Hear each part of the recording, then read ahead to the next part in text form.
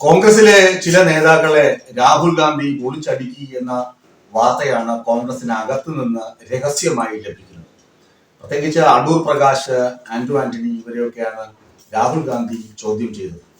ശബരിമല സ്വർണ്ണക്കൊള്ള കേസിനെ കുറിച്ച് നമുക്ക് ഏവർക്കും അറിയാം. ഞാനിനി പ്രത്യേകിച്ച് നിങ്ങളോട് വീരസ്യം പറയേണ്ട ആവശ്യമില്ല. ഈ സ്വർണ്ണക്കൊള്ള കേസിൽ അടൂർ പ്രകാശിനും ആന്റണിക്കും ഒക്കെ കോൺഗ്രസ് നേതാക്കൾക്ക് കൃത്യമായ പങ്കുണ്ട് എന്ന കാര്യത്തിൽ, അല്ലെങ്കിൽ ഉണ്ണികൃഷ്ണൻ പോറ്റിയുമായി അടുത്ത ബന്ധമുണ്ട് എന്ന കാര്യത്തിൽ നമുക്ക് തർക്കമില്ല. ഉണ്ണികൃഷ്ണൻ പോറ്റി ഇവരുമായിട്ട് ഒരുമിച്ച് നിൽക്കുന്ന ഫോട്ടോഗ്രാഫ്സ്, അതുപോലെ അദ്ദേഹത്തെ ഉണ്ണികൃഷ്ണൻ പോറ്റിയെ സോണിയാഗാന്ധിയുടെ വസതിയിൽ എത്തിച്ചതിനുള്ള തെളിവുകൾ, അതെല്ലാം കൃത്യമായി നമുക്ക് പറയാൻ കഴിയും. ബാക്കി കേസിനകത്ത് കള്ളക്കടത്ത് നടത്തിയിട്ടുണ്ടോ എന്ന് നമുക്ക് ഗണിച്ചു പറയാൻ പറ്റുകയില്ല. നമ്മൾ ആരും ഗണികന്മാരോ ജ്യോതിഷികളോ അല്ലല്ലോ. യഥാർത്ഥത്തിൽ എന്തിനാണ് രാഹുൽ ഗാന്ധി ഇവരെ വിമർശിച്ചത് എന്ന് ചോദിച്ചാൽ, സോണിയാഗാന്ധിയെ എന്തിന് ഈ വിഷയത്തിൽ പിടിച്ചു? സോണിയാഗാന്ധിയുടെ വീട്ടിലേക്ക് ഉണ്ണികൃഷ്ണൻ പോറ്റിയും ഗോവർദ്ധനനും എത്താനുണ്ടായ സാഹചര്യം എന്താണെന്ന് വിവരിക്കുന്നതിൽ അടൂർ പ്രകാശും അതുപോലെ തന്നെ മറ്റ് നേതാക്കളും, കേരളത്തിലെ നേതാക്കൾ ആന്റണിയും ഒക്കെ ഉൾപ്പെടെയുള്ള നേതാക്കൾ പരാജയപ്പെട്ടു എന്നതാണ് രാഹുൽ ഗാന്ധിയുടെ ഒന്നാമത്തെ വിമർശനം. ഈ വിമർശനം അടൂർ പ്രകാശിനെയും ആന്റണിയൊക്കെ ഒന്ന് ഒതുക്കി, അല്ലെങ്കിൽ കോൺഗ്രസിന് എതിരെ വരുന്ന ആരോപണങ്ങൾ ഒന്ന് ഒതുക്കി എനിക്കൊന്ന് കരുത്ത് കാട്ടണം എന്ന് പറഞ്ഞുകൊണ്ടാണല്ലോ രമേശ് ചെന്നിത്തല ഇതിനിടയിലോട്ട് വന്നു കയറിയത്. രമേശ് ചെന്നിത്തലയുടെ ആരോപണമായിരുന്നു പുരാവസ്തുക്കൾ, ശബരിമലയിൽ നിന്നും മോഷണം പോയ, ശബരിമലയിൽ നിന്നും കൊള്ളയടിച്ച പുരാവസ്തുക്കളും സ്വർണവും ഒക്കെ വിദേശത്തേക്ക് ഏജന്റ് മുഖാന്തരം വിദേശത്തേക്ക് കടത്തി എന്നായിരുന്നു ചെന്നിത്തലയുടെ ആരോപണം.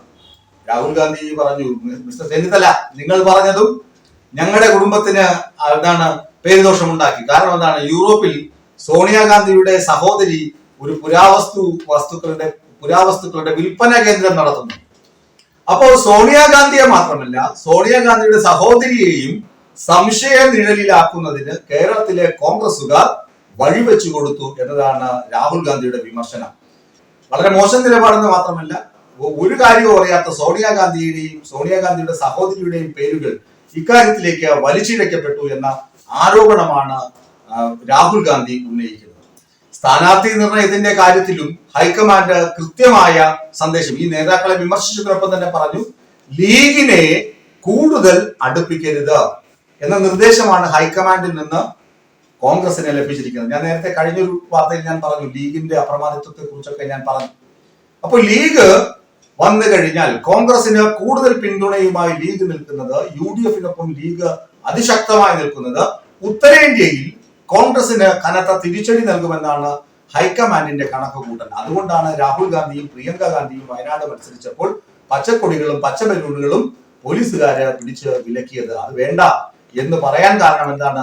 ഉത്തരേന്ത്യയിൽ ഈ പച്ചക്കൊടിയും പച്ച ബലൂണും ഒക്കെ എന്താണ് നിഷിദ്ധമാണ്. അവിടെ കോൺഗ്രസിന് മൃദു ഹിന്ദുത്വമല്ല, ഹിന്ദുത്വ അജണ്ട തന്നെ പറയേണ്ടി വരുമെങ്കിൽ മാത്രമേ വിയർക്കാതെ ജയിക്കാൻ കഴിയുകയുള്ളൂ. അതുകൊണ്ട് ലീഗിനെ അകറ്റി നിർത്തണമെന്നും ഹൈക്കമാൻഡ് കോൺഗ്രസ് നേതൃത്വത്തിന് നിർദ്ദേശം നൽകിയതായാണ് വാർത്തകൾ പുറത്തു വരുന്നത്.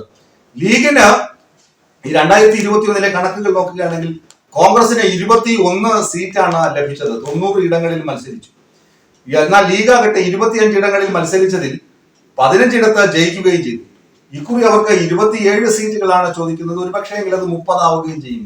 അവർക്ക് മധ്യ കേരളത്തിലും വടക്കൻ കേരളത്തിലും അവർ പ്രബല ശക്തിയാണ്.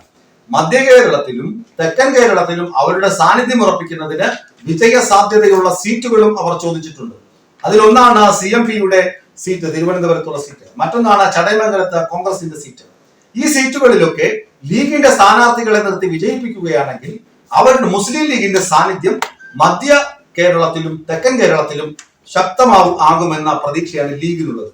പക്ഷേ ഹൈക്കമാൻഡ് പറയുന്നത്, അങ്ങനെ ലീഗിന്റെ അപ്രമാദിത്വത്തിലേക്ക് കാര്യങ്ങൾ പോയി കഴിഞ്ഞാൽ ഉത്തരേന്ത്യയില് കോൺഗ്രസിന് കനത്ത തിരിച്ചടി നേരിടും. അതുകൊണ്ട് അവരെ ടാക്കിൾ ചെയ്യുമ്പോൾ, അവരുമായി ബന്ധപ്പെട്ടുള്ള നയങ്ങൾ തീരുമാനിക്കുമ്പോൾ കുറെ കൂടി കൃത്യത വേണം, കുറെ കൂടി കണിശത വേണമെന്ന നിർദ്ദേശവും കോൺഗ്രസ് നേതാക്കൾക്ക് കിട്ടിയിട്ടുണ്ട്. ഇത് കേരളത്തിലെ കോൺഗ്രസ് നേതാക്കൾക്ക് ഒരു കനത്ത തിരിച്ചടിയാണ്. മറ്റൊന്നുമല്ല, കൈ നനയാതെ നത്തെടുക്കുക എന്ന് കേട്ടിട്ടില്ലേ? കാരണം ലീഗിന്റെ കെയറോപ്പിലാണ് പലപ്പോഴും UDF മുന്നേറി പോകുന്നത്. ലീഗ് ഒന്ന് കൈ മാറ്റിക്കഴിഞ്ഞാൽ നേരെ പടുകുഴിയിൽ വീഴും കോൺഗ്രസ്. അത് കൃത്യമായിട്ട് അറിയാം. VD സതീശനും അറിയാം, എല്ലാ ആളുകൾക്കും അറിയാം. അതുകൊണ്ട് ലീഗിനെ എങ്ങനെ ഒഴിവാക്കും, ലീഗിനെ എങ്ങനെ തന്ത്രങ്ങൾ പറഞ്ഞ് മാറ്റി നിർത്തും എന്ന വലിയ ചിന്തയാണ് ഇപ്പോൾ നടക്കുന്നത്. ഏതായാലും ജനുവരി 27-ന് യോഗം വിളിച്ചിട്ടുണ്ട് സ്ഥാനാർത്ഥികളെ പ്രഖ്യാപിക്കുന്നതുമായി ബന്ധപ്പെട്ട ആദ്യത്തെ യോഗം. ആ യോഗത്തിലാകട്ടെ തരൂർ പങ്കെടുക്കുകയില്ല.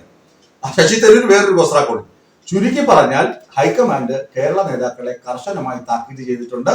ഒന്ന്, ശബരിമല വിഷയത്തിലും, രണ്ട്, സ്ഥാനാർത്ഥി നിർണയത്തിലും, മൂന്ന്, തരൂരിന്റെ കാര്യത്തിലും. ഇതൊക്കെ ആറി തെളിഞ്ഞ് അല്ലെങ്കിൽ കലങ്ങി തെളിഞ്ഞ് വരുമ്പോൾ കോൺഗ്രസിന്റെ ചിത്രം നമുക്ക് കുറെ കൂടി വ്യക്തമാകും.